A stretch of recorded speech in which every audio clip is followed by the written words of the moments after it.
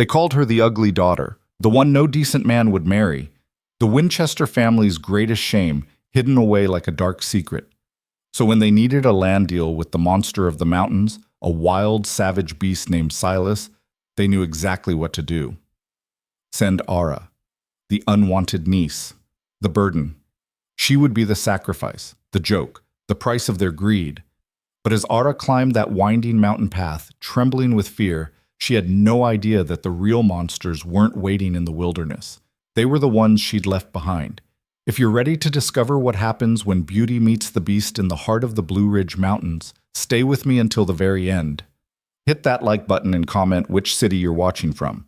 I want to see how far Ara's story travels across the world. The carriage rattled to a stop at the base of the mountain, and the driver wouldn't go any further. "This is as far as I take you, miss," he said, not meeting Ara Winchester's eyes. He never did. No one ever did. Ara gathered her single worn bag and stepped down onto the rocky path. The late autumn wind bit through her thin traveling cloak, and she pulled it tighter around herself, though it did little good. The Winchester family had given her their oldest, most threadbare garments for this journey. After all, why waste good cloth on damaged goods? "Thank you," she said quietly, but the driver had already turned the horses around. She watched the carriage disappear down the mountain road, dust rising in its wake like smoke from a funeral pyre. When the last echo of hoofbeats faded, Ara was alone with nothing but the sound of wind through pine trees and the distant call of a crow. The path ahead wound upward into thick forest, disappearing into morning mist. Somewhere up there, she'd been told, lived the beast, the mountain man. Silas? Ara's hands trembled as she gripped her bag. She'd heard the stories her entire life. Every child in the valley grew up with tales of the wild man who lived in the high country. 7 feet tall, some said, covered in scars from fighting bears with his bare hands. A man who'd killed another over a card game and fled to the wilderness to escape the hangman's noose. "He'll tear you apart," her cousin Victoria had whispered the night before Ara left, her beautiful face twisted with cruel delight. "They say he eats raw meat and howls at the moon. You'll be lucky if he kills you quickly." Ara had said nothing. She'd learned long ago that silence was her best defense. But her aunt, her mother's sister, the woman who'd taken her in after her parents died, had been more direct. "You should be grateful," Constance Winchester had said, her voice sharp as a blade. "No decent man would have you. Your face is unfortunate. Your figure, plain. You have no accomplishments, no charm, no prospects. This land deal is the only useful thing you'll ever do for this family. Silas owns 300 acres of prime timberland, and we need it for the railroad expansion. He's refused every offer, every negotiation, but he's asked for a wife." She'd looked Ara up and down with unconcealed disgust. "You'll do." The family had laughed about it over dinner, sending the ugly niece to the monster. A perfect match, they'd said. Victoria had suggested they should have sent Ara years ago, saved money on feeding her. Even Charles, Ara's cousin who'd sometimes been kind to her as children, had chuckled into his wineglass. The contract had been simple. Ara would marry Silas. In exchange, the Winchester family would receive rights to harvest timber from his land for the next 20 years. The railroad would come through. The family's fortune would multiply. And Ara would be gone, out of sight, out of mind, finally useful. She'd signed the papers with a steady hand, though her heart had been breaking. 23 years old, and she'd never been kissed, never been courted, never been looked at with anything but pity or revulsion. The servants whispered that she was cursed. The townspeople crossed the street to avoid her. Even the vicar had once suggested that perhaps ugliness of face indicated ugliness of soul, and she should pray harder for redemption. Ara had prayed, every night on her knees until they ached, but the face that looked back at her from the mirror never changed. Now standing at the base of the mountain, she took a deep breath and started walking. The path was steeper than it looked. Within an hour, her legs burned, and her breath came in gasps. She wasn't used to physical exertion. The Winchester family had kept her inside most of the time, out of sight when visitors came. She'd spent her days in the back rooms of the manor, sewing, reading, staying invisible. The forest grew thicker as she climbed. Ancient oaks and towering pines blocked out much of the morning sun, casting everything in green-tinted shadow. Somewhere nearby, water rushed over rocks. A squirrel chattered angrily at her intrusion. The mountain felt alive in a way the valley never had. Ara paused to catch her breath, leaning against a moss-covered boulder. Her feet hurt in her old boots, and sweat dampened her dress despite the cold. She wondered if she should turn back, run away, disappear into some distant town where no one knew her name or her face. But where would she go? She had no money, no skills, no friends. The Winchester family had made sure of that. They'd isolated her so completely that even the possibility of escape felt like fantasy. A branch snapped somewhere in the forest. Ara froze, her heart suddenly pounding. She scanned the shadows between the trees but saw nothing, just branches swaying in the wind. Just her imagination running wild with all those terrible stories. She forced herself to keep walking. The path grew narrower, winding through massive boulders and overfallen logs. Twice, Ara slipped on loose stones and barely caught herself. Her dress snagged on thorny bushes. Her bag grew heavier with each step. By midday, she'd reached a clearing where a small stream tumbled down the mountainside. Ara knelt by the water and drank from cupped hands, the icy liquid shocking her throat. She splashed her face, washing away the dust and sweat of the climb. That's when she heard it. Footsteps. Heavy and deliberate. Coming closer. Ara scrambled to her feet, her heart hammering. She turned toward the sound, her bag forgotten by the stream. The man who emerged from the trees was enormous. He stood at least 6.5 feet tall, with shoulders so broad they seemed to fill the entire path. His dark hair was long and tied back, his beard thick and untrimmed. He wore simple clothes, a worn flannel shirt, canvas pants, heavy boots, but they couldn't hide the raw power in his frame. His hands alone looked like they could snap a branch as thick as Ara's arm, but it was his eyes that stopped her breath. They were the color of honey in sunlight, warm and deep, set in a face that was rugged and weathered, but not cruel, not monstrous. When he looked at her, those eyes held an expression she'd never seen directed at her before. Gentleness. "You must be Ara Winchester," he said, and his voice was like distant thunder, deep and rolling, but not harsh. "I'm Silas." Ara couldn't speak. She could only stare at this man who was supposed to be a beast, a savage, a killer. The stories had been so vivid, so detailed, but standing before her was just a man. A very large man, certainly. But there was nothing monstrous about him. "I've been watching for you since dawn," Silas continued when she didn't respond. "The climb is hard if you're not used to it. Let me carry your bag." He moved toward the stream, and Ara flinched backward without thinking. Silas stopped immediately, holding up his hands. "I won't hurt you," he said quietly. "I know what they told you about me. I know the stories, but they're not true. None of them." You're not going to—" Ara's voice came out as barely a whisper.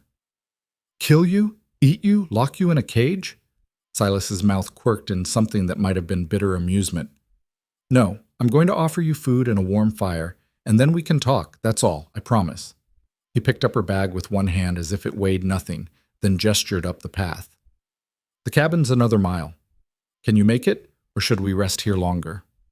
Ara found herself nodding, though she wasn't sure if she was answering his question or simply overwhelmed by the strangeness of the moment. This wasn't how it was supposed to go. The monster was supposed to be monstrous. They walked in silence, Silas keeping a respectful distance ahead of her.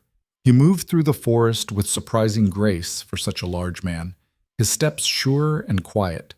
Occasionally he'd hold back a branch or point out a loose stone in the path. "Watch your step here," he'd say. "There's a drop-off to the left." Or, "That's poison oak. Don't touch the leaves." Each small kindness felt like a wound to Ara. She didn't know how to process gentleness. Her entire life had been sharp words and sharper looks, cold shoulders and colder silences. Kindness felt dangerous, like a trap waiting to spring. The cabin appeared suddenly through the trees, and Ara stopped in surprise. It wasn't the rough hovel she'd imagined. The structure was solid and well-built, made of thick logs chinked with clay. A stone chimney rose from one side, trailing smoke into the clear mountain air. A wide porch wrapped around the front, with a rocking chair and a small table. Firewood was stacked neatly along one wall, enough to last through winter. Nearby, a well-tended garden showed the last of the autumn vegetables, and a small shed likely housed tools and supplies. The whole place had an air of permanence, of care. This wasn't a desperate man's hideout. This was a home. "It's not much," Silas said, watching her face. "But it's warm and dry. Come inside."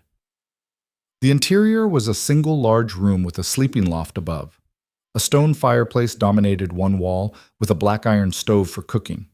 Simple furniture filled the space, a table and 2 chairs, a comfortable-looking armchair near the fire, shelves lined with books and supplies. The wood floor was swept clean, and curtains hung at the windows. Everything was neat, organized, clearly maintained by someone who took pride in his home. Ara stood in the doorway, uncertain. This was supposed to be a beast's lair. Instead, it looked more civilized than her own room back at the Winchester Manor. "Sit," Silas said, gesturing to the table. "You must be hungry." Before Ara could respond, he was moving around the small kitchen area with practiced efficiency. He stoked the fire in the stove, filled a kettle with water from a bucket, pulled out bread and cheese and dried meat from a cupboard. His movements were economical, purposeful. This was a man used to taking care of himself. Within minutes, he'd set before her a simple meal: thick slices of bread with butter, sharp cheese, dried venison, and apples from his own trees. A cup of hot tea steamed between her hands. "Eat," he said again, sitting across from her. "We can talk after." Ara ate mechanically, tasting nothing. She was too aware of Silas watching her, those honey-colored eyes steady and unreadable. She waited for the other shoe to drop, for the kindness to evaporate and reveal the monster beneath. But Silas just sat quietly, giving her space, letting her eat at her own pace.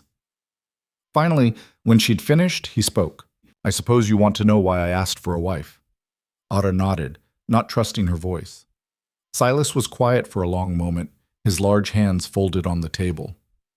"I've been alone up here for 8 years, he said at last. "I came to the mountains after the war, fought for the Union, saw things no man should see, did things that still wake me at night. When it was over, I couldn't go back to the cities, to the noise and the crowds, and the pretending everything was fine. So I came here." He stood and walked to the window, looking out at the forest. "I built this cabin with my own hands, learned to live off the land, found peace in the quiet. But after a while, the solitude started to feel less like peace and more like punishment. I realized I was hiding from the world instead of living in it." He turned back to her. "Your family approached me 2 years ago about the timber rights. I said no. They came back 3 times with different offers, more money each time. I kept refusing. Then your uncle came himself and suggested a different arrangement, a marriage contract. He spoke very dismissively of you, said you were unmarriageable, that no one wanted you, said I could have you in exchange for the land rights." Ara's cheeks burned with humiliation. Of course they'd described her that way. Of course. "I asked for time to think about it," Silas continued. "The truth is, I didn't need their money or their timber deal, but the idea of someone coming to share this life with me, that appealed to me. So I agreed, with one condition." "What condition?" Ara managed to ask. "That you had a choice." Silas met her eyes directly. "The contract your family made, the one you signed. There's a clause buried in the back. Maybe you didn't read it. Maybe they didn't tell you, but you can leave any time in the first year. I insisted on that. If you want to go, if you hate it here, if you can't stand the sight of me, you're free to leave. I won't stop you. The land deal happens either way. Your family got what they wanted regardless." Ara stared at him, her mind reeling. "I can leave whenever you want." Silas's expression was serious. "I won't lie to you. I hoped you might want to stay. I hoped we might make something good here together. But I won't keep you prisoner. You've had enough people controlling your life, I think." The kindness in his voice nearly broke her. Ara felt tears burning in her eyes and fought them back furiously. She would not cry in front of this stranger, no matter how gentle he seemed. "Why?" she whispered. "Why would you care if I have a choice?" Silas returned to the table and sat down. "Because I know what it's like to have no choices," he said quietly. "War takes that from you. Every day someone else decides if you live or die, where you go, what you do. It's a special kind of hell. I promised myself if I survived, I'd never take someone else's choices away. Not even my wife's. The word wife hung in the air between them. We don't have to marry right away, Silas added quickly. We can take time, get to know each other, see if this could work. There's a spare room up in the loft. It's yours for as long as you need it. No pressure, no obligations, just a chance. Ara looked at this strange, enormous man who spoke of choices and chances as if they were things she deserved. Her entire life, no one had ever asked what she wanted, what she needed. Everyone had simply told her what she was, ugly, useless, unworthy, and what she would do. And now this mountain hermit, this supposed beast, was offering her freedom. It felt like a trick. It had to be a trick. I don't understand, she said, her voice shaking. My family said you were a monster. They said you were violent and dangerous. They warned me that I'd be lucky to survive a week up here. Silas's jaw tightened, but his voice remained calm. Your family needed someone to blame for their own greed. They needed to make you afraid so you wouldn't ask questions, wouldn't demand better for yourself. Easier to send you to a monster than admit they were selling you like livestock. The blunt words hit Ara like a slap, but she couldn't deny their truth. That's exactly what her family had done. Exactly what she'd let them do because she'd believed what they told her about herself. Come, Silas said, standing. Let me show you the rest. He led her outside onto the porch. The afternoon sun was slanting through the trees now, painting everything in gold. The forest stretched out in all directions, a sea of green and brown and amber. See that peak there? Silas pointed to a distant mountain. On clear mornings, you can watch the sunrise over it. Turns the whole sky pink and orange. And there, he pointed in another direction, there's a waterfall about an hour's walk from here. The water's so cold it hurts your teeth, but it's the purest water you'll ever taste. He walked to the edge of the porch, gesturing around the clearing. I'm planning to expand the garden next spring. Maybe add some chickens if you like fresh eggs. There's good fishing in the streams and the hunting's excellent when winter comes. Ara listened to him describe the mountain, the seasons, the life he'd built here. His voice lost its careful neutrality when he talked about this place. There was love in every word, a deep connection to the land and the wilderness. It's beautiful, she said softly, and meant it. Silas turned to her, and for the first time she saw uncertainty in his face. It can be lonely too, he admitted. The winters are hard. Sometimes I don't see another soul for months. The work never stops. Chopping wood, hauling water, hunting, maintaining everything. It's not an easy life. Easier than the one I left, Ara said before she could stop herself. Something shifted in Silas's expression. Understanding, maybe. A recognition of a kindred pain. They hurt you, he said quietly. It wasn't a question.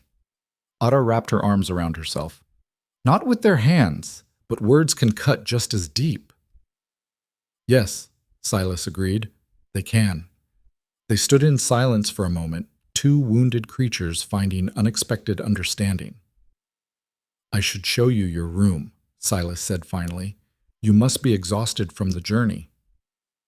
The loft was small but comfortable, with a real bed covered in thick quilts, a washstand with a basin and pitcher, and a trunk for clothes. A small window looked out over the forest. The space was clean and simple, clearly prepared for her arrival. I'll be downstairs if you need anything, Silas said from the ladder. Rest. Tomorrow we can talk more. After he descended, Ara sat on the bed and finally let herself breathe. The mattress was softer than she'd expected, the quilts clearly handmade with care. Through the window, she could see the endless forest, the distant mountains, the vast sky. For the first time in her life, she was somewhere her family couldn't reach her. The tears came then, hot and overwhelming. But they weren't tears of fear or sadness. They were something else entirely. Relief, maybe. Or the beginning of hope. Ara cried until she had no tears left, then lay back on the bed and stared at the rough wooden ceiling. Downstairs, she could hear Silas moving around quietly, the crackle of the fire, the everyday sounds of someone living their life. A beast wouldn't have given her a choice. A monster wouldn't have offered her freedom. But what was Silas, really? And what did it mean that the only person who'd ever shown her genuine kindness was a man the whole world had called a savage? As the afternoon faded into evening, Ara drifted into the deepest sleep she'd had in years. No nightmares chased her. No cruel voices echoed in her dreams. For the first time, she felt safe. And in the room below, Silas sat by the fire with a book he wasn't reading, listening to the quiet sounds of another person in his home, and allowed himself to feel something he'd thought he'd lost forever. Hope. The mountain held its breath around them, the forest settling into evening peace. And in that small cabin, two broken people began the slow, uncertain process of finding themselves again. Neither knew what the future would bring. Neither could have guessed how deeply their lives would intertwine, how much healing they would find in each other. But that night, as stars emerged over the Blue Ridge Mountains, something shifted in the universe. Something began that would prove stronger than cruelty, more powerful than judgment, more beautiful than anything either of them had ever known. The story of Ara and Silas was just beginning. Ara woke to the smell of coffee and wood smoke. For a disoriented moment, she didn't know where she was. The ceiling above her was rough-hewn timber instead of plastered white. The mattress beneath her was softer than the thin one she'd slept on at the Winchester Manor. Then memory flooded back. The mountain, the climb, Silas. She sat up quickly, her heart racing. Pale morning light filtered through the small window, painting everything in shades of silver and gold. Downstairs, she could hear the gentle clatter of dishes, the creak of floorboards under heavy footsteps. Ara stood and smoothed down her wrinkled dress, suddenly conscious of how she must look after sleeping in her clothes. She'd been too exhausted last night to even think about changing. Her reflection in the small mirror above the washstand confirmed her worst fears. Hair tangled, face creased from the pillow, eyes still puffy from crying. Ugly, her cousin Victoria's voice whispered in her memory. You've always been so terribly ugly. Ara turned away from the mirror and descended the ladder, each step careful and deliberate. Silas stood at the stove, his back to her, tending a cast-iron skillet. He'd changed into a clean shirt, and his long hair was neatly tied back. The cabin smelled of frying bacon and fresh bread, and despite her nervousness, Ara's stomach growled audibly. Silas turned at the sound, and a smile touched the corners of his mouth. Good morning. I hope you slept well. I did, Ara said quietly, hovering near the ladder. Thank you. Breakfast is almost ready. There's fresh water in the basin if you want to wash up. The consideration in his voice, the simple acknowledgement of her basic needs, struck Ara as almost unbearably kind. She nodded and moved to the basin he'd set on a small table near the door, grateful for something to do with her hands. The water was cold but clean, and she splashed her face, trying to make herself presentable. When she turned back, Silas had set the table with plates of bacon, eggs, and thick slices of bread with butter and jam. Sit, he said, pulling out a chair for her. They ate in silence at first, but it wasn't the uncomfortable silence Ara had grown used to at the Winchester table, where every clink of silverware felt like an accusation. This was different. Peaceful, almost.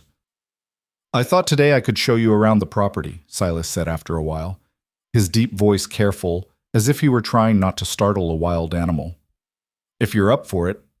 The trails can be steep, but there are some beautiful spots you should see. Ara looked up from her plate, surprised. You want to show me around? Well, this is your home now. If you decide to stay, you should know the land. That word again, choice, as if she actually had one. I'd like that, Ara heard herself say. Something shifted in Silas's expression, relief maybe, or pleasure. It was hard to tell with someone she barely knew, but his shoulders relaxed slightly, and when he spoke again there was warmth in his tone. Good. The morning's clear, so we'll have good views from the ridge. Bring the shawl from your trunk. It gets cold up high. An hour later they set out from the cabin, Silas leading the way along a narrow trail that wound through towering pines. He moved with the confidence of someone who knew every root and rock, occasionally glancing back to make sure Ara was keeping up.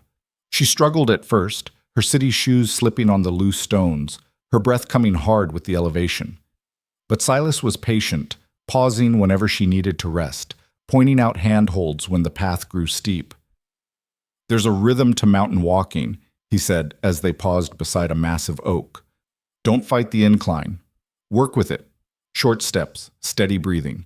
The mountain's not going anywhere. Ara tried to follow his advice, and gradually she found her legs adjusting to the climb. The forest around them was alive with sound, birds calling, wind rushing through branches, somewhere the distant chatter of a creek. "How did you learn all this?" she asked during one rest stop. "To live like this, I mean. In the wilderness." Silas leaned against a tree, his honey-colored eyes distant. "Trial and error mostly. I grew up in Philadelphia, if you can believe it, city born and raised. Didn't know a pine from an oak when I first came here." "Philadelphia?" Ara couldn't hide her surprise. "But everyone says you've lived in these mountains your whole life." "Everyone says a lot of things." Silas's mouth quirked in a bitter smile. "Most of them wrong. After the war, I couldn't stomach city life anymore. Too many people, too much noise. Came west looking for space, ended up here. Spent the first winter half starving because I didn't know how to hunt or fish properly. Nearly burned the cabin down twice learning to manage the stove." He pushed off from the tree and continued up the trail. "An old trapper named Samuel found me that first spring, more dead than alive. Spent 3 months teaching me everything. How to track game, which plants were edible, how to read the weather. Saved my life, really." "Where is he now?" Ara asked. "Died 5 years back. Heart gave out one night in his sleep. He was 93, so I suppose he'd earned his rest." Silas's voice carried a thread of old grief. "Buried him up on the ridge, where he could see the whole valley. He would have liked that." They walked in silence for a while, the trail growing steeper. Ara's legs burned, but she pushed on, unwilling to ask for another rest. Something about Silas's story had touched her, the image of this massive man, lost and struggling, learning to survive through sheer determination. "Here," Silas said suddenly, stopping at a break in the trees. "This is what I wanted to show you." Ara stepped up beside him, and her breath caught.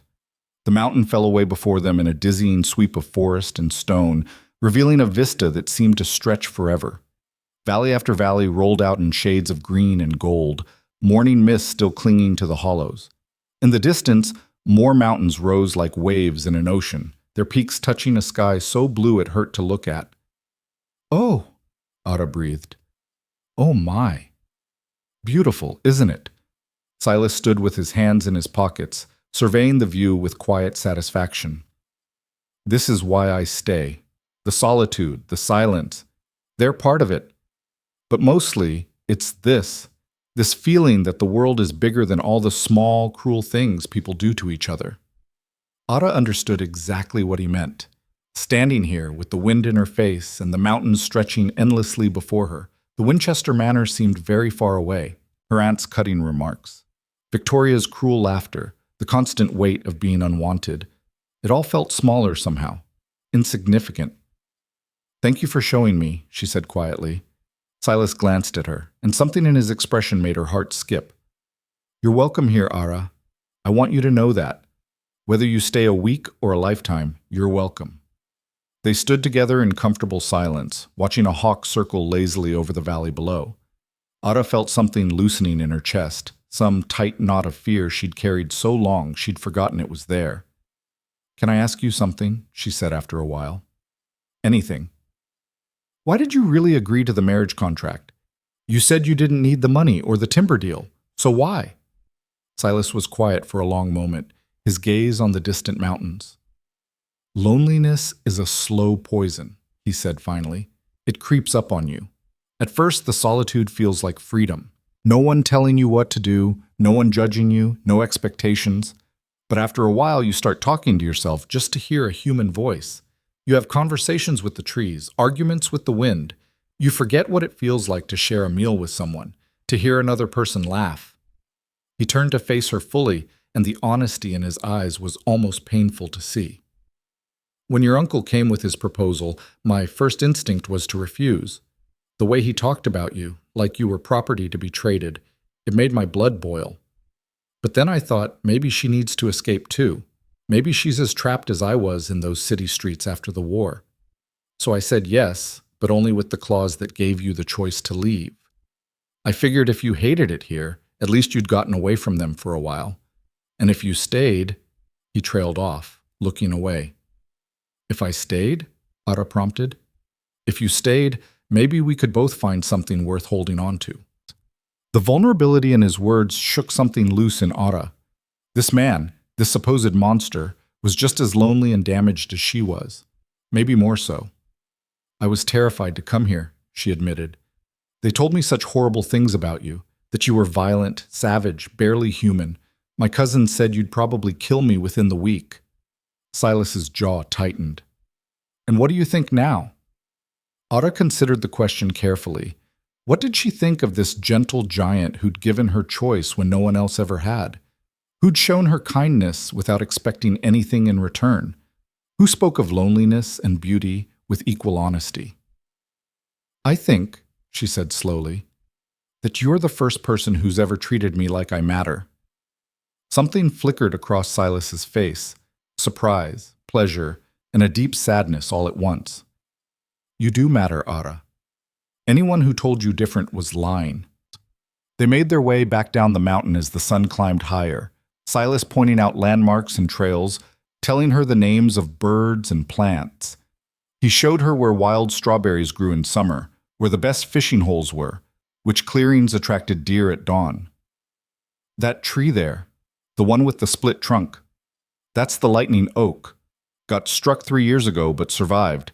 It's a good landmark if you ever get turned around. And see that rock formation? Looks like a sleeping bear from this angle. I use it to navigate in winter when everything's covered in snow. Ara absorbed it all, filing away each detail. The mountain was becoming less foreign with every step, less threatening. She could see now why Silas loved it here, why he'd chosen this harsh, beautiful place over the comforts of civilization. Back at the cabin, Silas gathered his rifle in a canvas bag. I need to hunt today. Winter's coming, and we need to stock the smokehouse. You can stay here and rest, or... He hesitated. You could come with me, if you want. I could teach you to track. The invitation surprised her. You'd want me to come? I'd like the company, but no pressure. It'll be a few hours of walking and waiting, not exactly exciting.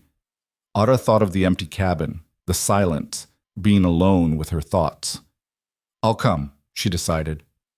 Silas smiled, a real smile that transformed his rugged face. Good. Let me get you a warmer coat.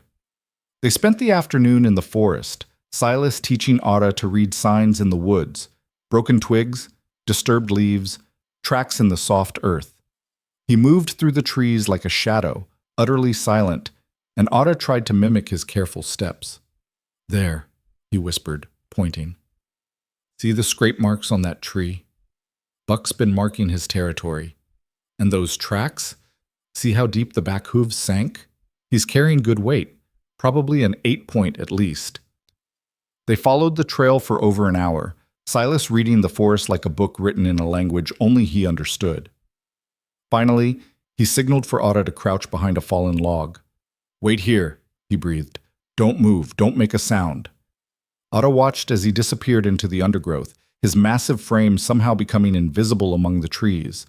Her heart pounded in the silence, every nerve alive to the sounds of the forest. The shot, when it came, made her jump despite expecting it. A single crack that echoed through the valley, then silence. Silas emerged a few minutes later, his expression satisfied. Clean kill. He didn't suffer. Come on, I'll show you how to field dress a deer.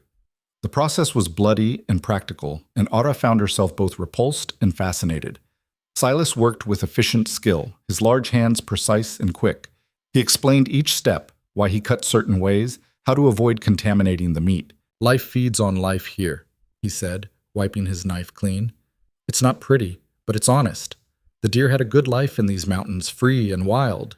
His death serves a purpose, keeps us fed through winter. There's honor in that, I think. They hauled the carcass back to the cabin using a pole and rope, taking turns with the weight. By the time they arrived, the sun was setting, painting the sky in shades of orange and purple. You did well today, Silas said as he hung the deer in the smokehouse. Most city folk can't stomach the hunting. I'm not most city folk, Ara said, surprising herself with the firmness in her voice. Silas looked at her for a long moment, and something like respect shone in his eyes. No, he agreed, you're not.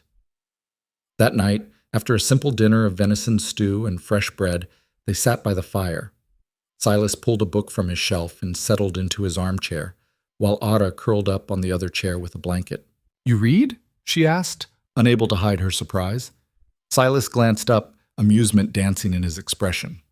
Did you think I spent my evenings howling at the moon? Ara felt heat rush to her cheeks.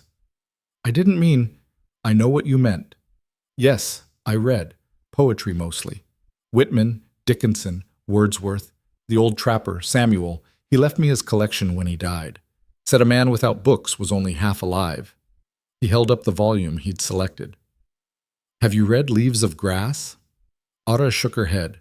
Books had been scarce at the Winchester Manor, at least for her. Her aunt believed too much reading gave women ideas above their station. Would you like me to read some aloud? Silas asked. The offer was so unexpected, so gentle, that Ara could only nod. Silas's deep voice transformed the words, giving them weight and music. He read of the open road, of the body electric, of the fundamental equality of all souls. Ara listened, mesmerized not just by the poetry, but by the sight of this mountain man cradling a book with such obvious reverence. When he finished a particularly beautiful passage about the worth of every individual, he looked up and caught her staring. What is it? He asked. You're not what I expected, Ara said honestly. Any of this. The cabin, the books, the way you talk. You're educated. Philadelphia, remember? I had tutors, went to a proper school, the whole thing. My father was a banker, wanted me to follow in his footsteps. Instead, I joined the army the day I turned 18. He closed the book carefully. War changes what you think matters. After you've seen men die over nothing, after you've watched cities burn, coming back to worry about interest rates and investment portfolios seemed obscene. Is that why you never went back? Part of it. Mostly, I couldn't stand who I'd become in the war. I needed somewhere I could start over, be someone different, someone better. He stared into the fire. The mountain let me do that, stripped away all the pretense, all the expectations. Up here, I could just be Silas. Not a soldier, not a banker's son, not a killer, just a man trying to live right. The rawness in his voice cut through Ara's defenses. She recognized that need to escape, to become someone new. I understand, she said softly. Wanting to be someone different. Silas met her eyes across the firelight. Who do you want to be, Ara? No one had ever asked her that, not once in her entire life. I don't know, she admitted. I've spent so long being told who I am, ugly, useless, a burden, that I never thought about who I might want to be. Well, you have time to figure it out now. No one here to tell you different. They sat in companionable silence as the fire burned low, each lost in their own thoughts. Outside, the mountain settled into night, and somewhere in the distance an owl called out its lonely song. Over the following days, a rhythm emerged. Ara woke to the smell of coffee and whatever breakfast Silas had prepared. They'd eat together, talking about the day's tasks or sitting in comfortable silence. Then Silas would go about his work, chopping wood, tending the smokehouse, checking his traps, and Ara found herself joining him, learning through watching and doing. He taught her to split kindling, to stack firewood so it would stay dry through winter, to identify animal tracks in the mud. He showed her how to preserve vegetables from the garden, how to render fat for candles and soap, how to mend tools and sharpen knives. You're a quick learner, he observed one afternoon as Ara successfully split a log on her third try. I like having something useful to do, she replied, wiping sweat from her forehead. At the Winchester Manor, she'd been kept idle, told that manual work was beneath them.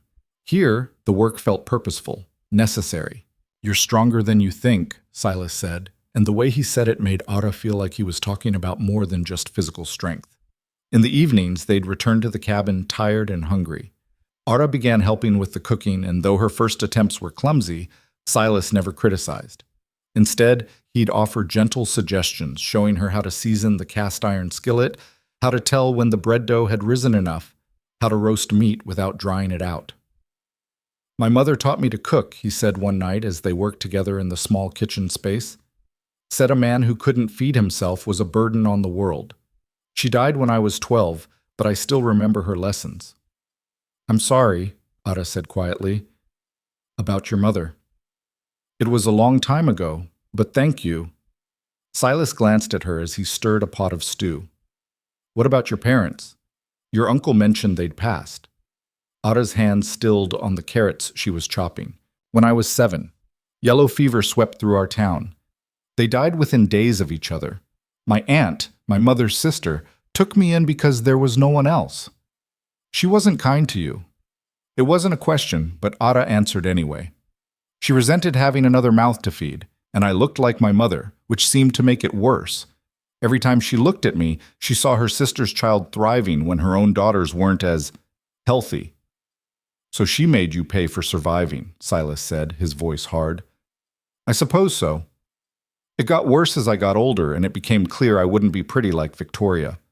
My aunt said I was a disappointment, that I'd never attract a suitable husband, that I'd be dependent on her charity forever. Ara's knife slipped, nearly cutting her finger.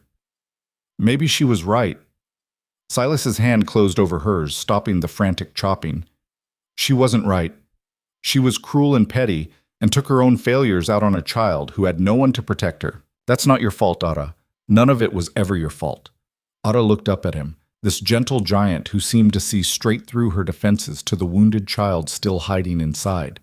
Tears pricked her eyes, but she blinked them back. How do you do that? She whispered. Do what? Say exactly what I need to hear. Silas released her hand, looking almost embarrassed. I just tell the truth. Maybe you're not used to hearing it. That night, as Ara lay in her loft bed staring at the ceiling, she realized she'd stopped thinking about leaving.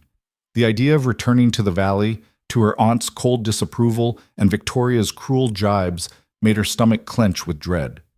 Here, on this mountain with this quiet, kind man, she felt something she'd never experienced before.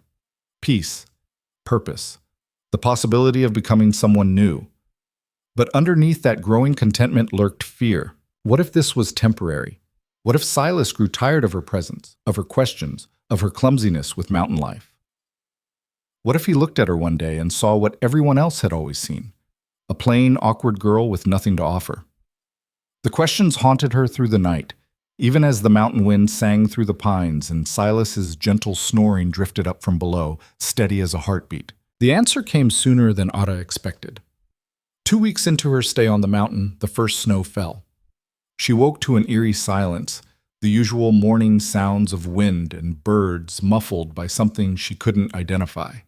When she descended the ladder, Silas was already at the window, coffee in hand, staring out at a world transformed. Come look, he said without turning around. Ara joined him and caught her breath. Snow blanketed everything, the porch, the trees, the distant mountains, turning the landscape into something from a dream. Fat flakes still drifted down, silent and relentless. It's beautiful, she whispered. It's early, Silas said, his brow furrowed. We don't usually get snow this heavy until December. This is going to complicate things. How? The trails will be impassable for weeks once this really sets in. Anyone coming up or going down the mountain will have to wait for a thaw. He glanced at her, and something vulnerable flickered in his eyes. If you wanted to leave, Ara, you'd need to go soon, before the passes close completely.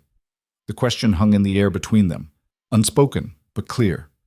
Stay or go. Choose now, because winter was making the choice for her. Ara looked out at the snow, at the mountain that had become familiar over the past weeks, at the cabin that felt more like home than anywhere she'd ever lived. Then she looked at Silas, this gentle giant who'd shown her nothing but kindness, who'd taught her to split wood and track deer and see herself as something other than ugly and useless. I'm not leaving, she said quietly. Silas's shoulders relaxed, tension draining from his massive frame. You're sure? It's a long winter up here, months of snow and cold and isolation. I'm sure. And she was. The certainty settled over her like the snow settling on the mountain, quiet, complete, undeniable. All right then. Silas's voice was rough with emotion he didn't quite hide. All right, we better check the supplies, make sure we're ready for a hard winter. They spent the morning taking inventory of their stores, smoked meat, dried vegetables, flour, beans, coffee, sugar. Silas had prepared well, but with 2 people instead of 1, they'd need to be more careful about rationing. We'll be fine, he assured her as they worked. I've got traps set for small game, and if we need to, I can hunt even in deep snow. We won't starve. I'm not worried, Ara said, and realized it was true. With Silas, she felt safer than she'd ever felt in the Winchester Manor, with all its walls and locks and servants. The snow continued through the afternoon, piling higher against the cabin walls. By evening, the world outside was a blank white canvas, all familiar landmarks erased. They sat by the fire after dinner, Silas with his poetry, and Ara with a shirt she was mending. The domestic comfort of the scene struck her, how natural it felt, how right, like they'd been doing this for years instead of weeks. "Can I ask you something?" Ara said, setting down her sewing. Silas looked up from his book. "Of course." "Why haven't you asked me anything? About my past, I mean. About why my family was so eager to be rid of me." He closed the book, giving her his full attention. "I figured you'd tell me when you were ready. Everyone's got wounds they need time to heal before they can talk about them. You've told me about your wounds, the war, your mother, why you came here. That's different. Those are old scars, mostly healed over." Silas leaned forward, elbows on his knees. "But if you want to talk about it, I'm listening." Ara took a breath, gathering courage. "They called me the ugly daughter. From the time I was old enough to understand, that's what I was. Not Ara, not even the niece, just the ugly one." The words tasted like ash, but she forced herself to continue. "My cousin Victoria was beautiful. Golden hair, perfect features, suitors lining up at the door. And there I was, plain and awkward and wrong somehow. My aunt made sure I knew it. She'd compare us constantly. Victoria's grace versus my clumsiness. Victoria's beauty versus my plainness. She said I was lucky they kept me at all, that most families would have sent me to an orphanage." "That's abuse," Silas said flatly. "What she did to you, that's abuse, Ara." "Maybe, but it worked. By the time I was grown, I believed it. I believed I was ugly, unlovable, worthless. When men looked at me, I saw pity or disgust. When women looked at me, I saw relief that they weren't me. I started avoiding mirrors, avoiding people.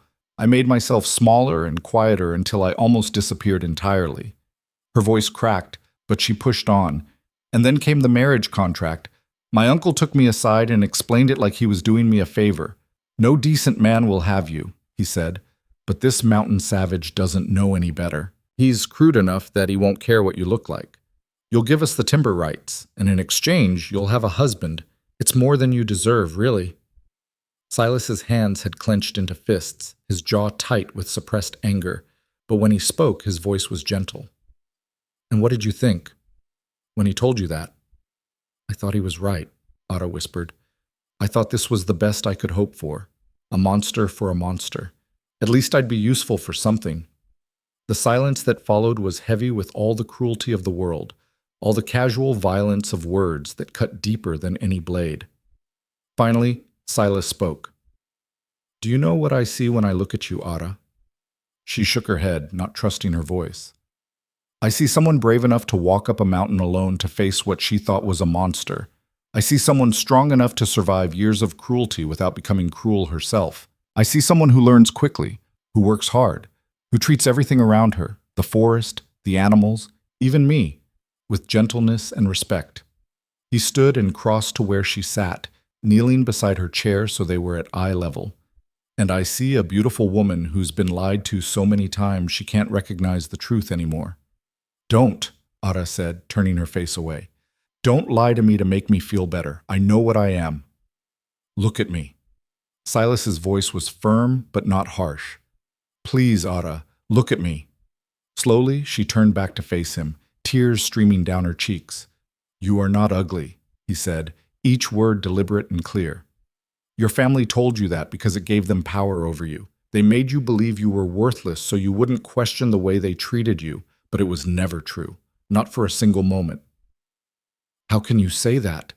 Ara's voice broke. "How can you possibly—" "Because I have eyes, Ara. And I'm looking at you right now, really looking, the way no one in your family ever bothered to do. And what I see is the most beautiful thing these mountains have ever held." The words crashed over Ara like a wave, overwhelming and impossible to resist. She wanted to argue, to deny, to protect herself from the inevitable disappointment when he realized his mistake. But the sincerity in Silas's honey-colored eyes stopped her. He wasn't lying. He wasn't even exaggerating to be kind. He meant every word. I don't understand, she whispered. Then let me explain. Silas settled back on his heels, never breaking eye contact. Beauty isn't about perfect features or golden hair or whatever shallow measurements your family used. It's about light from within. It's about character and spirit and the way someone moves through the world. And Ara, you shine. Even beaten down and convinced of your own worthlessness, you still shine. He reached up slowly, giving her time to pull away, and gently wiped the tears from her cheek with his thumb. The touch was so tender, it made her heart ache. When you smile, which isn't nearly often enough, your whole face transforms. When you laugh, which I've only heard twice, it sounds like music. When you're focused on learning something new, you get this little furrow between your eyebrows that's absolutely endearing. And when you look at the mountains with wonder in your eyes, you're so beautiful, it makes my chest hurt. Silas. Ara couldn't finish the sentence, couldn't form words past the lump in her throat. I'm not asking you to believe me right away, he said. Years of lies aren't undone in a moment. But I'm asking you to consider that maybe, just maybe, everyone who told you that you were ugly was wrong. And maybe the only person who's been telling you the truth is sitting right here in front of you. Ara closed her eyes, letting the words sink in, trying to imagine a world where she was beautiful, where she was wanted, where she was enough. It felt like trying to imagine flying, impossible, fantastical, too good to be true. But Silas believed it. She could hear it in his voice, see it in his eyes. And if nothing else, she could trust that he wasn't deliberately being cruel. He had no reason to lie. I want to believe you, she said finally, opening her eyes. I want to so badly, but I don't know how. Then start small. Start by trusting that I'm not lying to you. That when I say you're beautiful, I mean it. We can build from there. He stood, giving her space again. It's late. You should get some rest.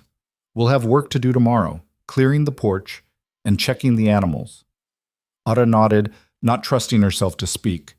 She climbed to the loft on trembling legs, her mind spinning with everything Silas had said. That night, for the first time in her life, Ara allowed herself to look in the small mirror. Really look, not just glance and look away. She studied her reflection in the candlelight, trying to see what Silas saw. Her eyes were dark and expressive, framed by long lashes. Her hair, which she'd always thought mousy and plain, caught the light in shades of chestnut and amber. Her face wasn't perfectly symmetrical, but there was a softness to her features, a kindness that reflected her nature. Was she beautiful? She still couldn't quite see it. But maybe she wasn't as ugly as she'd been told. Maybe there was middle ground between hideous and lovely, and she existed somewhere in that space. It was a start. The next morning, the work of winter began in earnest. Silas showed Ara how to dress for the cold, layering clothes to trap warmth. They cleared snow from the porch and paths, fed the chickens in their insulated coop, checked the smokehouse to ensure the meat was properly curing. Winter up here is constant maintenance, Silas explained as they worked. You can't let anything slide or it'll pile up and bury you, literally, in the case of snow. Ara learned quickly, her body growing stronger with the physical labor. Her hands developed calluses, her arms built muscle from hauling water and wood. She could split kindling now without thinking, could read the sky for coming weather, could track rabbit trails through fresh snow. One afternoon, as they worked side by side repairing a section of fence damaged by the weight of snow, Silas paused to watch her. What? Ara asked, self-conscious under his gaze. You're different, he said thoughtfully, than when you first arrived. Stronger, more confident. Is that good? It's wonderful. This is who you were supposed to become before they tried to break you. His words planted themselves in Ara's heart like seeds, slowly taking root and growing. Each day brought small moments of revelation, a compliment from Silas that she didn't immediately dismiss, a glimpse of herself in a window that didn't make her flinch, a growing sense of competence and capability. The mountain was changing her, but so was Silas. His quiet confidence in her abilities, his gentle corrections when she made mistakes, his genuine delight when she succeeded at something new, all of it built her up in ways she'd never experienced. One evening, nearly a month after the first snow, they were cooking dinner together when Silas's hand brushed against hers, reaching for the salt. The contact was brief, accidental, but electricity shot through Ara at the touch. She looked up and found Silas staring at her, something intense and unreadable in his eyes. For a long moment, neither moved. The cabin seemed to shrink around them, the fire crackling the only sound. "Ara," Silas said, his voice rough, "I need to tell you something." "What is it?" He set down the spoon he'd been holding, turning to face her fully. "When you first arrived, I thought maybe we could be companions, friends sharing space and work. I didn't expect—" He trailed off, running a hand through his hair in frustration. "I didn't expect to feel this way about you." Ara's heart hammered against her ribs. "What way?" "Like I'm falling." Silas's honey-colored eyes held hers. "Like every day I spend with you, I fall a little further. The way you hum while you work. The way you talk to the chickens like they're your friends. The way you've thrown yourself into learning this life, never complaining, always trying. I watch you become more yourself every day, and it's the most beautiful thing I've ever witnessed." "Silas, I know the contract said marriage, but I don't want you to feel obligated. If all you want is friendship, I'll respect that. But I needed you to know. Needed you to understand that somewhere along the way, this stopped being about loneliness or convenience. It became about you. About the way my heart lifts when I hear you laugh. About how I look forward to seeing you every morning. About how this cabin finally feels like a home instead of just a shelter." Ara stood frozen, her mind reeling. This man, this kind, gentle, beautiful man, had feelings for her. Not out of pity or obligation, but genuine affection. It seemed impossible, like a dream she'd wake from any moment. "Say something," Silas said quietly. "Please. Even if it's no, I need to know what you're thinking." "I'm thinking," Ara said slowly, "that I'm terrified." "Of me? Of this? Of believing it's real and then losing it? Of letting myself care and getting hurt?" She twisted her hands together. "Everyone I've ever cared about has either died or turned cruel. My parents, my aunt, my cousins who were kind until they weren't. What if this is the same? What if I let myself love you and you change your mind?" "I won't," Silas said with absolute certainty. "Ara, I've lived alone on this mountain for 8 years. I know my own mind. I know what I want. And I want you, not just for winter, not just until something better comes along. You, here, with me, for as long as you'll have me." "How can you be so sure?" "Because I spent years running from connection, from people, from anything that felt like vulnerability. I know what it's like to be alone. And I know what it's like now, with you here. There's no comparison. You make everything better, the work, the silence, the mountains themselves. You make me better." Ara felt tears spilling down her cheeks again, but this time they weren't tears of pain. "I care about you too," she whispered. "So much it scares me. I didn't think I was capable of feeling this way. I thought that part of me was broken." "Nothing about you is broken." Silas took a careful step closer. "You were just waiting for someone who could see you properly, who could appreciate what you have to offer.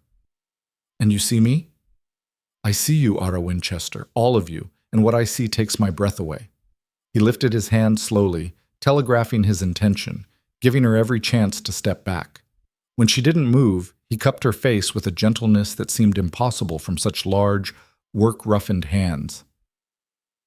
"Can I kiss you?" he asked, his voice barely above a whisper. Ara's answer came out as a breathless, "Yes." And then Silas was leaning down, closing the distance between them with aching slowness. When his lips met hers, the world tilted on its axis. The kiss was tender and sweet, nothing like the rough, demanding kisses she'd read about in forbidden novels. Silas kissed her like she was precious, like she might break, like he had all the time in the world and wanted to savor every second. When they finally pulled apart, both breathing hard, Ara felt like she'd been remade. Every terrible thing anyone had ever said about her felt suddenly small and far away, overwhelmed by the truth written in Silas's eyes. "I've never been kissed before," she admitted, her cheeks flushing. Silas smiled, and it transformed his entire face. "Good. Then I don't have to compete with anyone else." They stood there in the small kitchen, foreheads touching, hands clasped, while the forgotten dinner simmered on the stove, and the mountain wind sang through the pines outside. In that moment, Ara felt something shift inside her, the last of her defenses crumbling, the walls she'd built around her heart finally coming down. She wasn't ugly, she wasn't worthless, she wasn't unlovable. She was Ara, and she was exactly where she was supposed to be. Over the following weeks, their relationship deepened in small, significant ways. Silas began holding her hand as they walked the trails. Ara found herself leaning against his shoulder while they sat by the fire. They kissed goodnight before retiring to their separate spaces, though Ara could feel the unspoken question hanging between them. When would they stop sleeping apart? But Silas never pushed, never demanded. He let her set the pace, respecting her need to feel safe and certain before taking that final step. "I'm in no hurry," he told her one night when she apologized for moving slowly. "I've waited 8 years for this. I can wait as long as you need." Christmas came and went quietly, marked only by a special dinner and small gifts they'd made for each other. Silas presented Ara with a pair of sturdy boots he'd crafted from deer hide, perfectly fitted to her feet. Ara gave him a shirt she'd sewn, embroidered at the collar with a pattern of pine trees and mountains. "It's beautiful," Silas said, running his fingers over the careful stitching. "You did this?" "I wanted to make you something," Ara said shyly. "You've given me so much. A home, purpose, kindness. I wanted to give something back." Silas pulled her into his arms, holding her close. "You've already given me everything I needed. You just didn't realize it." The new year arrived with a blizzard that lasted 3 days, trapping them inside the cabin. They played cards, read aloud to each other, cooked elaborate meals just to pass the time. The forced proximity could have been awkward, but instead, it felt natural. Right. On the third day, as the storm finally began to clear, Ara sat by the window watching snow devils dance across the drifts. Silas came up behind her, wrapping a blanket around her shoulders. "What are you thinking about?" he asked. "About how different my life is now. How 6 months ago, I couldn't have imagined being this happy, this free. Do you miss anything about the valley, I mean?" Ara considered the question honestly. "No, nothing. I thought I might miss the comforts, the soft beds, the servants, the easy life. But I don't. This is harder work, but it's real. It matters. I matter here." "You always mattered, Ara. They just couldn't see it. Maybe. But I couldn't see it either until I came here. Until you showed me." She turned to face him. "Thank you for that. For seeing me when no one else could." Silas kissed her forehead tenderly. "Thank you for staying. For choosing this life. For choosing me." "I'd choose you every time," Ara said, and meant it with her whole heart. As winter deepened, settling into its fiercest grip, the cabin became a world unto itself, a tiny bubble of warmth and light in an ocean of snow and ice. And inside that bubble, 2 wounded souls found healing in each other's company, built love from honesty and trust, and discovered that beauty had nothing to do with faces and everything to do with the meeting of hearts. The thaw came in late March, arriving with the sound of dripping water and creaking ice. Ara woke one morning to birdsong, the first she'd heard in months, and knew that winter's grip was finally loosening. She descended the ladder to find Silas already awake, standing at the open door and breathing in the warmer air. He'd rolled up his sleeves despite the lingering chill, and there was an energy about him she hadn't seen in weeks. "Spring's coming," he said without turning around. "Can you smell it?" Ara joined him in the doorway, inhaling deeply. Underneath the scent of wet earth and melting snow, there was something green and alive, a promise of renewal. "What happens now?" she asked. Silas glanced at her, understanding the question beneath the question. "The passes will clear. People can come up the mountain again, or go down." The unspoken reminder hung between them. Her family would expect contact soon. They'd want to know if their deal had held, if the timber rights were secure, if their unwanted niece was safely disposed of. "I suppose they'll send someone eventually," Ara said quietly. "Probably." Silas's jaw tightened. "But that doesn't change anything. You're free to make your own choice, same as always." Ara slipped her hand into his, feeling the familiar calluses, the strength tempered with gentleness. "I've already made my choice. I'm staying with you for as long as you'll have me." Something fierce and tender flashed across Silas's face. He pulled her close, wrapping her in his arms. Forever, then. I'll have you forever if you're offering. They stood in the doorway, holding each other while the mountain woke around them.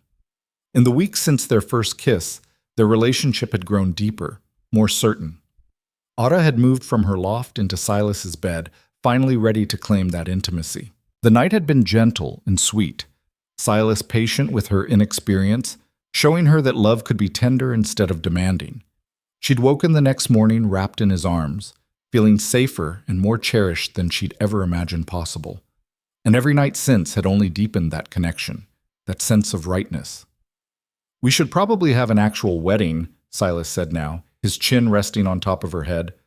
Make it official and legal, not just a contract signed under duress. How would we do that? There's no preacher up here. There's one in the town at the mountain's base. We could go down when the trail's clear, have a proper ceremony, unless you'd rather not. I want to, Ara interrupted. I want to marry you, Silas. Not because a contract says I should, but because I choose to. Because I love you. She felt him smile against her hair. I love you too. More than I thought I could love anyone. They spent the morning working together, clearing debris left by winter, checking the garden plot for the first signs of new growth. The chickens seemed as excited as Ara about the warming weather, clucking loudly and scratching at the thawing ground. Over lunch, Silas pulled out a piece of paper he'd been saving. I've been thinking about expanding. If you're staying, and I hope to heaven you are, we might want to build an addition to the cabin. Maybe a proper bedroom, a bigger kitchen. I could put in real windows, the kind that open. That sounds wonderful, Ara said, studying his rough sketches. We could add shelves here, for books. And maybe a root cellar would be useful? They spent the afternoon planning, their heads bent together over the drawings, debating details and possibilities. It felt like building a future, putting down roots that would last. But 3 days later, that future was threatened by a sound Ara had almost forgotten. The jingle of harness bells, the clop of horses on stone. She was outside gathering eggs when she heard it, and her blood ran cold. Silas emerged from the shed where he'd been working, his face grim.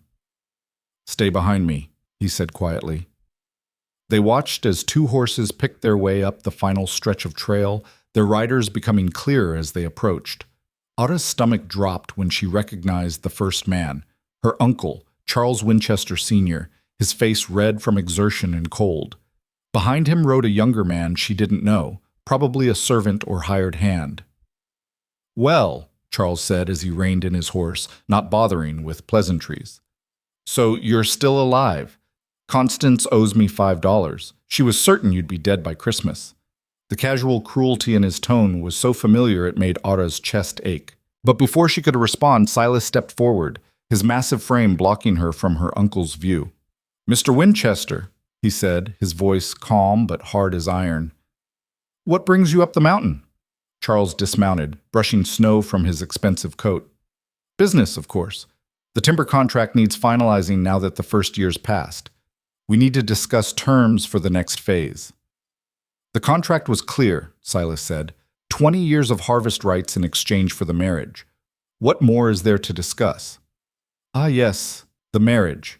Charles's eyes slid past Silas to where Ara stood. Well, that's partly why I'm here. Ara, come here, girl. Let me look at you. Ara stepped forward, but Silas's hand found hers, a silent show of support. Her uncle's gaze raked over her, critical and assessing. You look different, he said finally. Rougher. All that outdoor work, I suppose. Constance will be horrified. She always said manual labor would ruin whatever minimal looks you had. Ara looks healthy and strong, Silas said, his voice dangerously quiet. Which is more than I can say for the pale, frightened woman you sent up this mountain. Charles waved a dismissive hand. Yes, I'm sure you've been very kind. But let's get to business. The railroad expansion is ahead of schedule.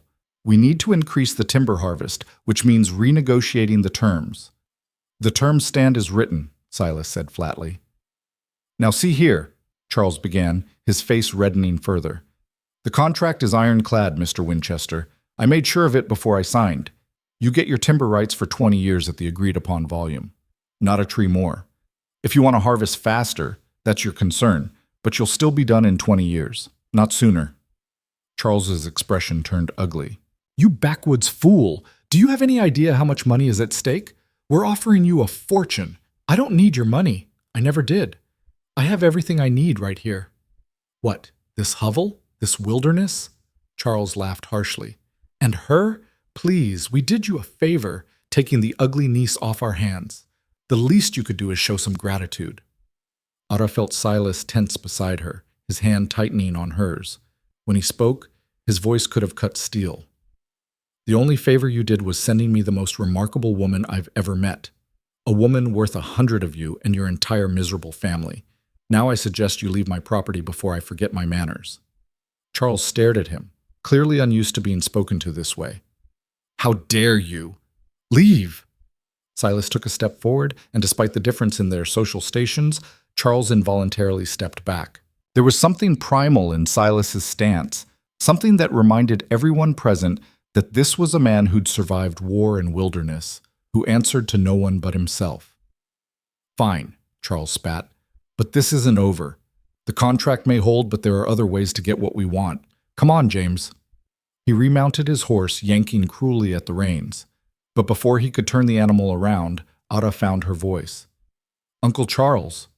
He looked down at her, eyebrows raised in surprise that she'd dared to speak. Tell Aunt Constance I won't be coming back. Not for visits, not for holidays, not ever. Tell her I've found a real home, with a real family. Tell her she can keep her opinions about my appearance and her judgments about my worth. I don't need them anymore. Charles's face twisted with contempt. You ungrateful little... And tell Victoria, Ara continued, her voice growing stronger, that I hope she finds someone who loves her the way Silas loves me. Not for her beauty or her money or her connections, but for who she actually is. Because until she does, she'll never understand what real happiness feels like. You've lost your mind, Charles said. Living up here with this savage has broken you. No, Ara said clearly. Living up here has finally fixed me. Goodbye, Uncle Charles. Don't come back. Charles opened his mouth to argue, but Silas moved forward again, his presence a clear threat. With a curse, Charles wheeled his horse around and kicked it into motion. The servant followed, and within minutes, they disappeared down the trail. The silence they left behind was deafening. Ara stood trembling, adrenaline flooding her system. She'd never stood up to her family before, never dared to speak back. The fear of consequences had always kept her silent, but now, with Silas beside her and the mountain at her back, she'd found her voice. Are you all right? Silas asked, turning to her with concern. I'm better than all right, Ara said, and started laughing. It bubbled up from somewhere deep inside, uncontrollable and liberating. I'm free. Really, truly free. Silas pulled her into his arms, and she felt him laughing too, his chest shaking against hers. They stood there holding each other and laughing like children, while the mountain wind carried away the last traces of the Winchester family's presence. But that night, as they lay in bed, Silas's expression was troubled. What is it? Ara asked, tracing patterns on his chest. Your uncle. He said this isn't over. He was just angry. What can he possibly do? The contract is solid. Men like Charles Winchester don't accept defeat gracefully. They find other ways to get what they want. Silas was quiet for a moment. I'm worried about you. About me? Why? Because you're my weakness now. If they can't get to me through business, they might try to get to me through you. Ara propped herself up on one elbow. Silas, I'm not going anywhere. They can't take me back. I'm an adult, and I choose to be here. I know, but still. He pulled her close. Promise me you'll be careful. Don't go down to the valley alone. Don't trust anyone who comes up the mountain claiming to be a friend. Promise me. I promise, Ara said, though she thought he was worrying over nothing. She was wrong. 2 weeks later, a woman arrived at the cabin. She was perhaps 30, neatly dressed in traveling clothes, with a kind face and gentle manner. She introduced herself as Mary Chapman, a midwife from the next valley over. I'm making my rounds before spring fully arrives, she explained to Ara, who'd answered the door while Silas was out hunting. Checking on the remote homesteads, seeing if anyone needs medical attention or supplies. I heard there was a new bride up this way and wanted to introduce myself. Something about her story rang false, but Ara couldn't put her finger on what. The woman seemed genuine enough, accepting tea and making pleasant conversation about the mountain, the weather, the challenges of living so remotely. "How are you finding married life?" Mary asked. "It must be quite an adjustment coming from the valley." "It's wonderful," Ara said honestly. "Better than I ever imagined." "That's lovely to hear, though I must say you don't look much like your family. I met your cousin Victoria once at a social event in Asheville. Beautiful girl. You don't favor her at all." The comment stung, as it was meant to, but Ara had armor against such barbs now. "No, I suppose I don't. We're very different people." "Indeed. Well, I should be going, but before I do, I have a message for you, from your aunt." Ara's stomach clenched. "What message?" Mary's kind expression didn't change, but something cold entered her eyes. "She wants you to know that she's filed a complaint with the territorial authorities. Claims you're being held against your will by a dangerous man with a history of violence. She's asked for an investigation and possibly a rescue." "That's absurd," Ara said, standing. "I'm here by choice. I've sent her a letter saying exactly that. Letters can be forged, and your aunt is a very persuasive woman with powerful connections. The investigators will come, probably within the month. They'll ask questions, look around, make their assessments." Mary stood as well, smoothing her skirts. "Your aunt wanted you to know what's coming. She also wanted me to tell you that you still have a chance to come home voluntarily. If you do, she'll drop the complaint, and there will be no trouble for your husband." "Silas hasn't done anything wrong." "Hasn't he? A soldier with a violent past, living alone in the wilderness, taking a young bride from a respectable family? The authorities might see that differently, especially if your family testifies that you showed signs of fear before you left, that you begged not to be sent here." "I never—" Ara began, but Mary cut her off. "What's true and what can be proven are two different things, my dear. Your aunt has witnesses prepared to swear you were terrified. She has letters, probably forged, yes, but who's to say? Where you plead for help. She has doctors who will testify that you showed signs of mental distress, and she has friends in the territorial government who will make sure those testimonies are heard." The trap closed around Ara like steel jaws. If she stayed, Silas would be investigated, possibly arrested, his reputation destroyed. If she went back, she'd be caged again, but at least he'd be safe. "What does she want?" Ara asked, her voice hollow. The timber rights expanded. Doubled, actually. Your husband signs a new contract, the investigation goes away. Everyone's happy. Except us. Mary shrugged. "That's not really my concern. I'm just the messenger. You have 2 weeks to decide. After that, the authorities come, and whatever happens, happens." She left then, disappearing down the trail before Ara could fully process what had just occurred. When Silas returned that evening with a brace of rabbits, he found Ara sitting at the table, her face pale and drawn. "What's wrong?" he asked immediately, setting down his catch. Ara told him everything, the words spilling out in a rush. With each sentence, Silas's expression grew darker. "It's blackmail," he said when she finished. "Pure and simple. They're threatening me to control you." "What do we do?" Silas paced the cabin, his hands clenched into fists. "We could fight it. Get a lawyer, contest the claims, prove you're here willingly." "With what money? And how long would that take? Meanwhile, you'd be under investigation, possibly arrested. They'd drag your name through the mud, bring up the war, twist everything you've done into something sinister. So what? I just give them what they want? Let them steal my land piece by piece?" "I don't know," Ara said miserably. "I don't know what to do." They argued late into the night, going in circles. Silas wanted to stand firm, to fight. Ara was terrified of what her family might do to him. Neither could find a solution that didn't involve losing something precious. Finally, exhausted, they went to bed still without an answer. Ara lay awake long after Silas fell asleep, staring at the ceiling and feeling the walls closing in. She'd been a fool to think she could escape. The Winchesters didn't let go of things they considered theirs, and apparently they still considered her, or at least her usefulness, their property. As dawn broke over the mountains, Ara made a decision. She couldn't let Silas suffer for her sake. Couldn't let him lose his reputation, his freedom, possibly even his life. just because she dared to want happiness. She'd go back, convince her family that she'd come willingly, that there was no need for investigations or authorities. She'd get them to drop their threats. And somehow, some way, she'd find a way back to this mountain and the man she loved.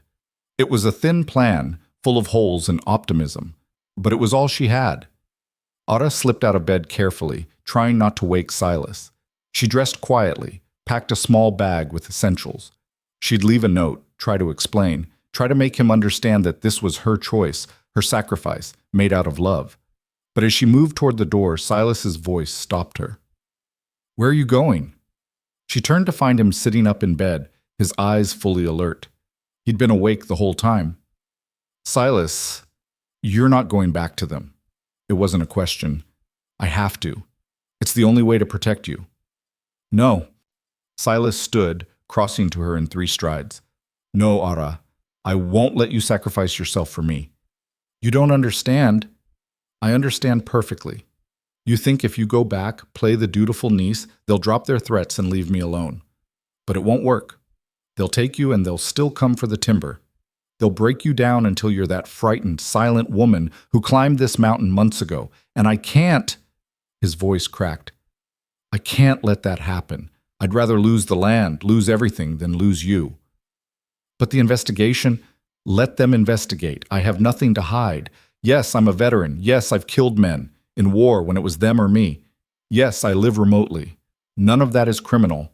And you can testify that you're here by choice, that I've never hurt you, never held you against your will. They'll have witnesses saying otherwise. And we'll have the truth. Maybe that won't be enough. Maybe they'll find some way to punish me anyway. But at least we'll fight together. At least you won't be alone in that house, drowning in their cruelty." Tears streamed down Ara's face. "I'm so scared, Silas, scared of what they'll do to you, scared of losing this, losing us." "I'm scared too," he admitted, pulling her close. "But I learned something in the war, Ara. Fear is just a feeling. It doesn't have to dictate your actions. We can be afraid and brave at the same time." "What do we do?" "We stand our ground. We prepare for the investigation. We trust that the truth will be enough. And if it's not, if they find some way to destroy me anyway, at least I'll know I fought for something worth fighting for. For you. For us. For the life we've built." Ara clung to him, drawing strength from his certainty. Together then, they spent the next 2 weeks preparing for war. Silas rode down to the town at the mountain's base and found a lawyer, a sharp-eyed woman named Margaret Hartley, who'd built her practice defending homesteaders against wealthy landowners. When Silas explained the situation, her expression turned grim. "The Winchesters have tried this before," she said, shuffling through papers on her desk. 3 years ago, they went after a farmer who wouldn't sell his water rights, drummed up charges of theft, bribed witnesses, nearly destroyed the man before I got involved. They play dirty, Mr. Silas, and they have deep pockets." "Can we win?" Margaret studied him for a long moment. "That depends. Is your wife truly there by choice?" "Completely. She's the one who refused to leave when the passes opened. She's the one who stood up to her uncle when he came demanding more timber rights." "Then we have a chance. But I'll need her testimony, clear and uncoerced. And we'll need evidence that she's been well treated, that she's flourished under your care, not withered." "She has flourished," Silas said quietly. "She's become everything she was always meant to be." "Good. Then bring her down tomorrow. I'll need to interview her, prepare her for what's coming. The territorial investigators will be thorough, and they'll be looking for any sign of duress or manipulation." When Silas returned to the cabin and relayed the conversation, Ara felt her stomach twist with anxiety. But she'd made her choice. She wouldn't run, wouldn't let fear dictate her life anymore. The next day they descended the mountain together, Ara's hand tucked securely in Silas's. The town felt overwhelming after months of solitude. Too many people, too much noise, too many eyes watching as they walked through the streets. Ara could hear the whispers, see the pointed stares. "That's her," someone murmured. "The Winchester girl. Heard she went wild up there with that mountain man." "Probably lost her mind," another voice agreed. "Poor thing. Her family must be worried sick." Ara lifted her chin and kept walking, Silas's solid presence beside her a reminder that she wasn't alone, wasn't the frightened girl who'd climbed this mountain last autumn. Margaret Hartley's office was above a general store, accessible by a narrow staircase. The lawyer herself was perhaps 50, with iron gray hair and eyes that missed nothing. She studied Ara carefully when they entered, and Ara had the distinct feeling of being measured and assessed. "Mrs. Silas," Margaret said finally, "or should I say Miss Winchester? I understand the marriage was contractual, not ceremonial." "It was contractual," Ara agreed, "but we plan to make it ceremonial soon. And I prefer Mrs. Silas, if it's all the same to you." Something flickered in Margaret's expression. Approval, perhaps. "Very well. Sit down, both of you. We have a lot to discuss." For the next 3 hours, Margaret questioned Ara about everything. Her treatment at the Winchester Manor, her journey up the mountain, her first meeting with Silas, the development of their relationship, her current living conditions. She asked about food, shelter, freedom of movement, whether Silas had ever threatened or coerced her. "No," Ara said firmly. "Never. He gave me a choice from the very first day, stay or leave. He's never raised his voice to me, never laid a hand on me in anger, never tried to control what I do or where I go." "And you're happy there? On the mountain?" "Happier than I've ever been in my life." Margaret made notes, her pen scratching across paper. "The investigators will try to break your story. They'll suggest you've been brainwashed, that you're afraid to tell the truth, that Silas is controlling what you say. You need to be prepared for that." "I understand." "They'll also bring up your appearance. I'm told you were considered less attractive by your family's standards. They'll argue that no man would genuinely want you, that Silas must have ulterior motives." The words stung, but Ara had heard worse. "Let them argue that. Anyone who spends 5 minutes with us will see the truth." Margaret looked up from her notes, really looked at Ara, and something in her expression softened. "You love him?" "More than anything." "And he loves you?" "Yes," Silas said, speaking for the first time in an hour, "more than my own life." "Then we have our defense," Margaret said. "Love is hard to fake. If the investigators see genuine affection between you, it'll be difficult for the Winchesters to prove coercion. But you both need to be prepared for them to try anyway. They'll dig into Silas's military record, look for any hint of violence or instability. They'll interview neighbors, former acquaintances, anyone who might have a negative word to say." "My military record is clean," Silas said. "I did my duty, followed orders, came home when it was done. No disciplinary actions, no complaints." "What about after? Any incidents in Philadelphia before you came west?" Silas hesitated, and Ara's heart sank. There was something he hadn't told her. "There was one fight," he admitted, "about 6 months after I got back from the war. I was in a tavern, and a man made some comments about the soldiers who'd fought, called us butchers and murderers. I hit him, broke his nose, spent 3 days in jail for it." "Was he pressing charges?" "No. The sheriff let me go with a warning, told me to get out of the city before I killed someone. That's when I decided to head west." Margaret frowned. "That's not ideal, but it's not disqualifying either. Plenty of veterans struggled with readjustment. The key is that it was years ago, an isolated incident, and you've had no trouble since. Still, the Winchesters will use it if they can. Paint you as unstable, prone to violence." "I'm not," Silas said quietly. "I was in pain, angry at a world that didn't understand what we'd been through. I took it out on the wrong person in the wrong way. But I learned from it. That's why I came to the mountains, to find peace, to become someone better." "And have you? Become someone better?" "Ask my wife." Margaret turned to Ara, eyebrows raised. "Well, he's the best man I've ever known," Ara said without hesitation. "Patient, kind, gentle. He's taught me to see myself as worthy, to find strength I didn't know I had. He's given me a home and freedom and love. If that's not a better man, I don't know what is." Margaret nodded slowly. "All right, here's what we'll do. I'll file a counter-complaint stating that the Winchesters are harassing you both in an attempt to illegally seize timber rights.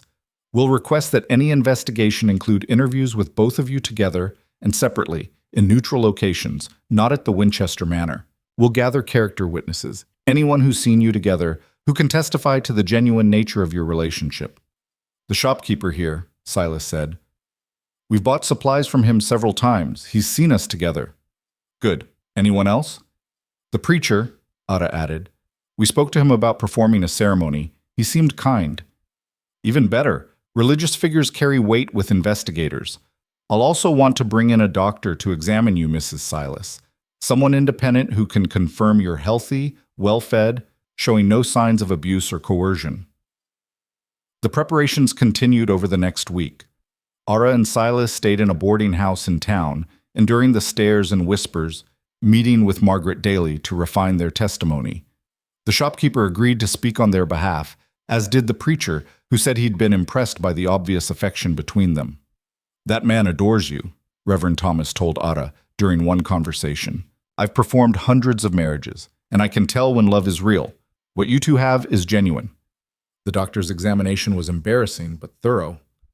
Dr. Elizabeth Chen, a no-nonsense woman who'd trained in Boston before coming west, checked Ara's weight, her teeth, her overall health. You're thriving, she said bluntly. Better nourished than half the women in this town, despite living remotely. Good muscle tone, clear eyes, healthy skin. If you're being mistreated, your body doesn't know it. I'm not being mistreated, Ara said. I'm being cherished. Dr. Chen smiled. That much is obvious. I'll make my report very clear on that point. The investigators arrived on a gray April morning, two men in dark suits with official badges and skeptical expressions. Marshal James Cooper and his deputy, Thomas Wade, set up in the town hall and began their interviews. They questioned Silas first, without Ara present. She paced outside the building for 2 hours, her stomach in knots, imagining all the ways they might twist his words, trap him in contradictions, make him seem dangerous or unstable. When he finally emerged, his face was drawn but calm. They asked about the war, about Philadelphia, about why I agreed to the marriage contract. I told them the truth. Now it's your turn. Ara squeezed his hand and went inside.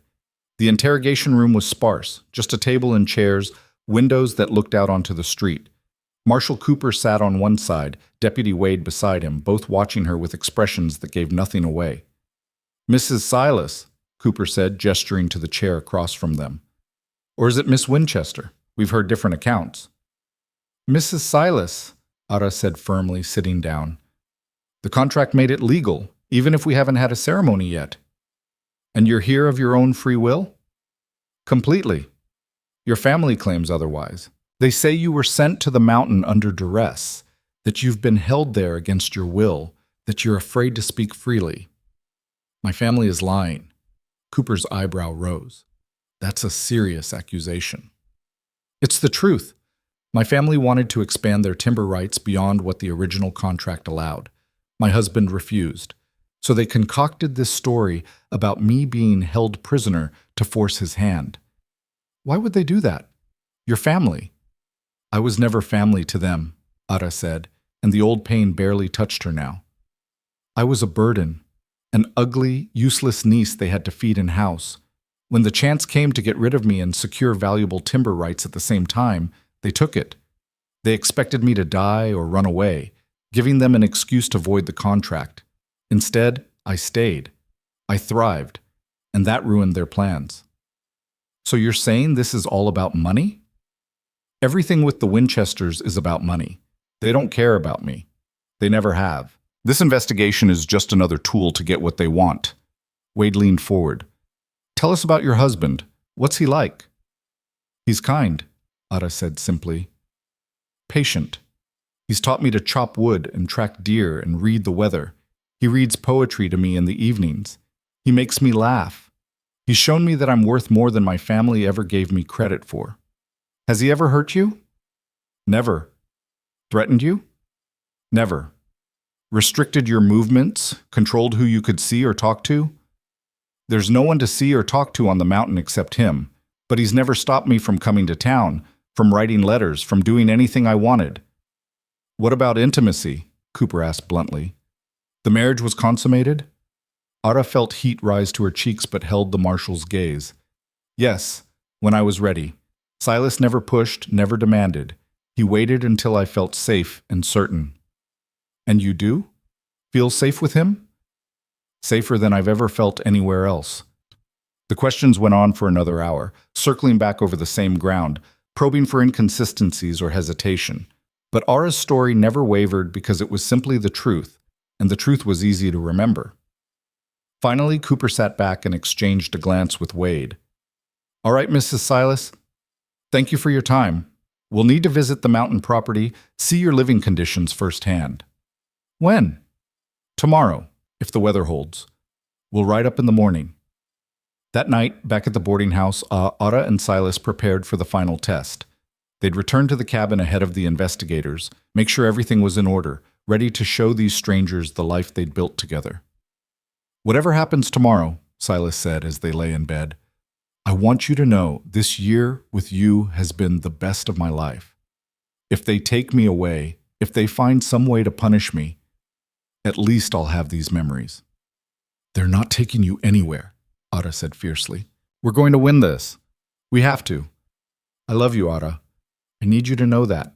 Need you to carry it with you, no matter what. I love you too, and I'm not giving up on us." They climbed the mountain before dawn, reaching the cabin just as the sun cleared the eastern peaks.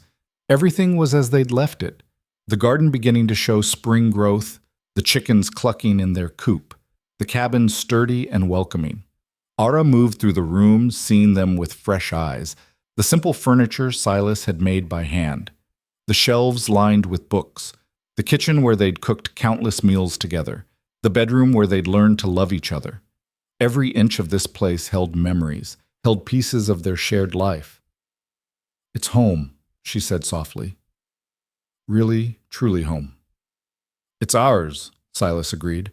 "Whatever they decide, they can't take that from us." The investigators arrived at midday, their horses laboring up the steep trail. Ara watched them approach with her heart in her throat, Silas's hand warm and solid in hers. Cooper and Wade dismounted, looking around the property with appraising eyes. Ara saw them take in the well-maintained cabin, the organized outbuildings, the signs of careful stewardship everywhere. "Show us around," Cooper said. They toured the property, Silas explaining his systems for water collection, food storage, animal care. The investigators inspected everything: the smokehouse with its hanging meat, the root cellar with its preserved vegetables, the cabin itself with its clean floors and comfortable furnishings. "Where do you sleep?" Wade asked. "We share the main bedroom," Silas said. "There's a loft that was Ara's when she first arrived, but she moved down after a few weeks." "By choice?" "Yes," Ara said, "completely by choice." They examined the bedroom, the books by the bedside, the quilts Ara had sewn herself. Cooper picked up a volume of Whitman's poetry, flipped through it, set it down without comment. "You read to her?" he asked Silas. "Most nights. She reads to me too sometimes. We both enjoy it." "And you work together? The garden, the hunting, all of it?" "We're partners," Ara said, "in everything." Wade walked to the window, looking out at the sweeping mountain views. "It's beautiful up here. Peaceful." "It is," Ara agreed. "That's why I stay." Cooper turned to face them both, his expression unreadable. "I'm going to be direct with you. Your family has painted a picture of captivity and coercion, but nothing we've seen supports that. You're healthy, well-fed, clearly comfortable in your surroundings. Your testimony matches your husband's on every point. The witnesses we interviewed all spoke of genuine affection between you. Even the doctor's report shows you're thriving." Hope flared in Ara's chest, but she didn't let herself believe it yet. "However," Cooper continued, "your family is influential. They have connections in the territorial government, friends in high places. They're not going to accept our findings easily." "What are your findings?" Silas asked quietly. "That this investigation is exactly what Mrs. Silas claimed. A harassment campaign designed to force you into surrendering more timber rights. There's no evidence of wrongdoing, no sign of coercion or abuse. As far as I'm concerned, you're both free to live your lives however you see fit." Ara's knees went weak with relief. Silas's arm came around her waist, holding her steady. "That said," Cooper added, "I'd advise you to get that marriage ceremony done officially. Make it legal beyond any contract. And I'd recommend keeping detailed records of any further contact with the Winchester family. If they continue to harass you, we can pursue charges against them." Thank you, Marshal, Silas said, his voice rough with emotion. Thank you. Cooper nodded. Cooper, we'll file our report within the week. The Winchesters won't be happy, but they'll have no grounds to continue this charade. You've built a good life here. Don't let them take it from you. After the investigators left, Ara and Silas stood on the porch in silence, watching them disappear down the mountain. When they were finally alone again, Ara turned into Silas's embrace and let the tears come, tears of relief, of joy, of overwhelming gratitude that this nightmare was over. We won, she whispered against his chest. We actually won. You won, Silas corrected. Your courage, your honesty, your refusal to let them break you, that's what won this. I'm so proud of you, Ara. They held each other as the sun moved across the sky, as the mountain wind sang through the pines, as their chickens scratched in the yard and life went on around them, beautiful and ordinary and theirs. 3 weeks later, they stood before Reverend Thomas in the small church at the mountain's base and spoke vows that made their union official in the eyes of the law and the community. Margaret Hartley attended as their witness, along with Dr. Chen and the shopkeeper who'd testified on their behalf. I, Ara Winchester, take you, Silas, to be my husband, Ara said, her voice clear and strong. Not because a contract says I should, not because anyone forced me to, but because I choose you. Today and every day for the rest of my life. Silas's vows were equally simple and profound. I, Silas, take you, Ara, to be my wife, my partner, my love, my home. I promise to see you always for exactly who you are, the most beautiful, brave, remarkable woman I've ever known. When Reverend Thomas pronounced them married, Silas kissed Ara with a tenderness that brought tears to Margaret's eyes. This was what marriage was supposed to be. Two people choosing each other freely, building a life together on foundations of trust and love. The Winchester family made one last attempt to interfere, sending a lawyer to challenge the investigation's findings. But Marshal Cooper's report was thorough and damning, detailing their attempts at manipulation and false testimony. The territorial governor himself reviewed the case and ruled in favor of Silas and Ara, with a stern warning to the Winchesters about abusing the legal system. Charles Winchester was forced to publicly apologize and pay a substantial fine. The timber contract remained as originally written, with no expansions or modifications, and the family was barred from any further contact with Ara unless she initiated it, which she had no intention of ever doing. It's really over, Ara said when the final letter from Margaret arrived, confirming the governor's decision. They can't hurt us anymore. They never could, Silas said, pulling her close. Not really. Because what we have, what we've built together, that's beyond their reach. It always was. Summer came to the mountain in a rush of green and gold. Ara's garden flourished, producing more vegetables than two people could eat. They started selling the surplus in town, building relationships with shopkeepers and neighbors. The whispers about the mountain man and his strange wife gradually faded, replaced by respect for the couple who'd stood up to the powerful Winchester family and won. Ara's confidence grew with each passing day. She walked through town with her head high now, meeting people's eyes, engaging in conversation. She made friends.